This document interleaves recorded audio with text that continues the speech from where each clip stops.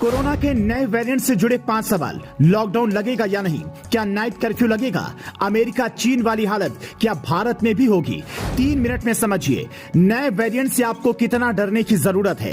Expert से जानिए कि कैसे कर सकते हैं अपने और अपने परिवार का बचाव। चीन में एक दिन में आए 3 करोड़ केस, उससे भी ज्यादा खतरनाक वेरिएंट अमेरिका में आया। दूसरी लहर में भी नहीं मची थी ऐसी तबाही। कोरोना की दूसरी लहर में आपने अस्पतालों की जो हालत देखी थी, उससे भी कई गुना खराब हालत अभी चीन के हैं। 23 दिसंबर को वहां 3 करोड़ 70 लाख केस सामने आए और 20 दिनों में यही आंकड़ा 24 करोड़ पहुंच गया। ऐसे में सवाल है कि क्या हिंदुस्तान में भी ऐसी हालत हो सकती है? लोगों के दिमाग में इसे लेकर कई सवाल उठ रहे हैं, जिनका जवाब एक एक कर इस रिपोर्ट में जानते हैं। सवाल नंबर 1, कोरोना के नए वेरिएंट BF7 से भारत में कितने केस हैं? जवाब, फिलहाल गुजरात में 3, ओडिशा में 1 मरीज और यूपी के आगरा में चीन से आया एक व्यक्ति पॉजिटिव मिला है। सवाल नंबर 2, क्या अमेरिका और चीन वाली हालत भारत में भी होगी? एक्सपर्ट्स के मुताबिक भारत के लोगों की इम्यूनिटी चीन से ज्यादा मजबूत है, क्योंकि यहाँ की वैक्सीन ज्यादा प्रभावी है। अमेरिका, जापान, चीन की वैक्सीन और वहाँ की पॉलिसी कमजोर निकली, इसीलिए ऐसी तबाही मची। सवाल नंबर 3, क्या भारत में लॉकडाउन लगेगा? जवाब, अगर केस तेजी से बढ़े तो नाइट कर्फ्यू लग सकता है। लॉकडाउन की संभावना नहीं है। पीएम मोदी ने भी लोगों से सतर्कता बरतने की अपील की है। सवाल नंबर 4, कोरोना के इस नए वेरिएंट में क्या अलग है?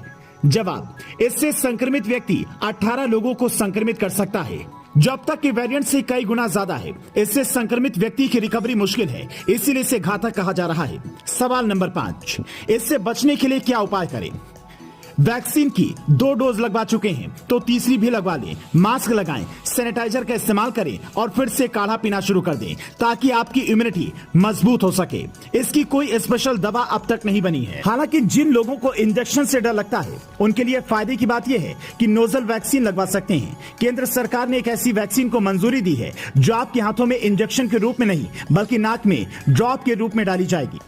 उसे आप बूस्टर डोज के तौर पर भी लगवा सकते हैं। मतलब आपको अपनी सुरक्षा खुद ही करनी होगी, क्योंकि WHO यानी विश्व स्वास्थ्य संगठन ने अभी से ही हाथ खड़े कर दिए हैं। दुनिया भर में फिलहाल ओमिक्रॉन के 6 वेरिएंट हैं, जिनमें BA1 से लेकर 5 तक BA7 और XBB हैं, लेकिन इनमें से सबसे ज्यादा खतरनाक BA5 है।